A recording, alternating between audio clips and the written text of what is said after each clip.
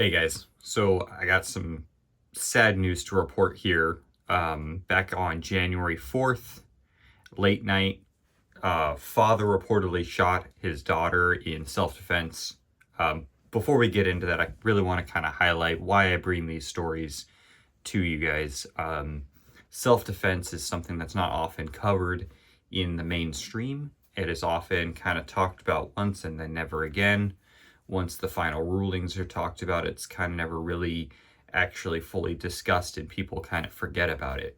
But when we have these mass shootings or these tragic events that happen in life, that there's no clear-cut good guy to talk about, they're often just paraded in the media and talked about at length.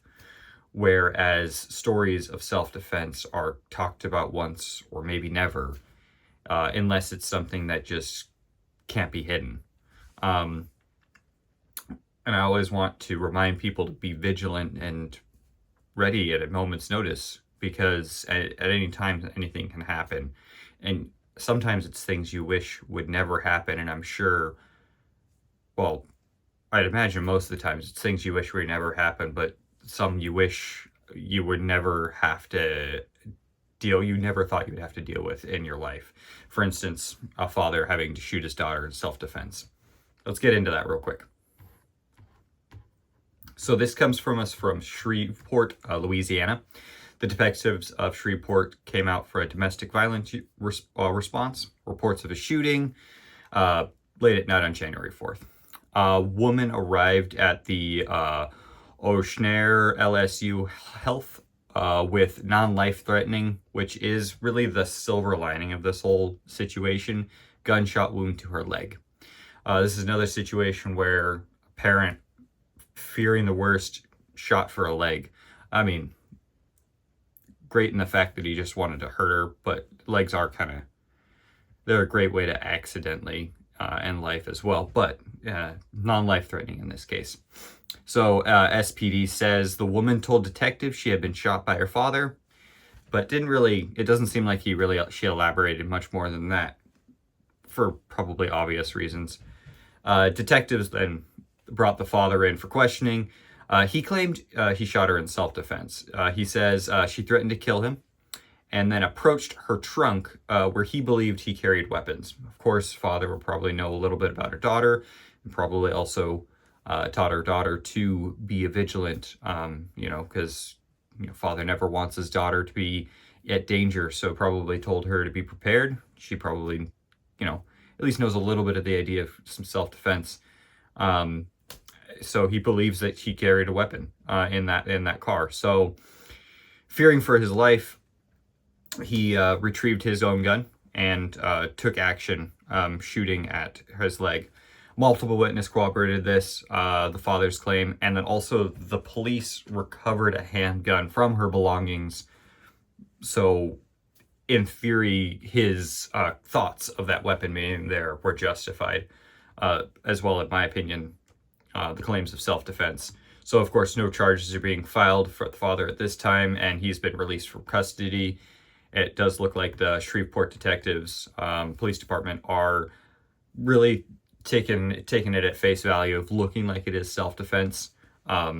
This is another one, a situation where instead of the person who took action calling the cops, which oftentimes people say, hey, you should have some third-party person, but the victim in this case is the person, or not necessarily the victim, the assailant, because the person that she threatened him is the person that made the, I guess you could say, emergency response, because she went to the hospital to seek care and said, I got shot by my father. Wasn't necessarily saying she attacked her dad. She just said she got shot. So she's being a little vague about what happened, so of course the police have to go in and question him anyway. I imagine the scale of that of the police force coming might have been a little different if it was, hey, I attacked my dad and he shot me in self-defense, rather than I was shot by my dad. I'm sure they were probably going with a little bit more gumption to their action, a little more pep in their step going for it, because somebody shot somebody. That being said, it does look like they heard the merits of this case and went, yeah, it looks like this was straight up her fault. I mean, she went to her trunk. A lot of people carry things in their trunk. Heck, even just long, straight instruments that could be used for bludgeoning. But they also found a handgun in her belongings, corroborating the story, as well as witnesses are saying that's straight up what happened. She threatened him, and he only took the necessary action needed. Thankfully, she just got shot in the leg and is of non-life-threatening status.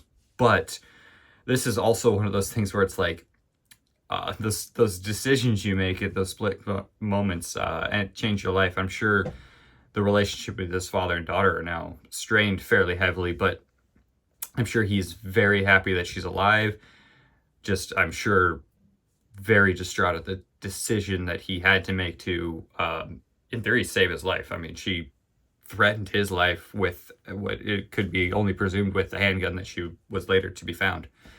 I've had a couple of stories recently where parents were having to take action against their child, and it just goes to show that at any moment, anybody could be your assailant. Anybody could be that person that's going to attack you. And of course, you always want to be able to keep you and your family safe. It's probably the hardest thing to try, or it's probably the hardest thing for you, especially as like a parent, to say, I'm here to keep my family safe, but it's my family's the one that's attacking me. So I'm sure I could only imagine the heart wrench that he went through after having to make such a decision. What are your guys' thoughts with this? Do you think this was great self-defense? What might you have done in a similar situation had you been the father of a child that is threatening to attack you? What might you have done? Get down in those comments. Let me know. Let me know if you have any questions or if you have any other similar stories that you'd like me to cover. If you found value with this and want to see more videos like this, hit that like button, subscribe to Armed Culture. I'm bringing you news related to the Second Amendment when it comes to self-defense, bringing that light to the shadow of those constantly forgotten self-defense cases, and reminding you to be prepared and vigilant at all times. Thank you.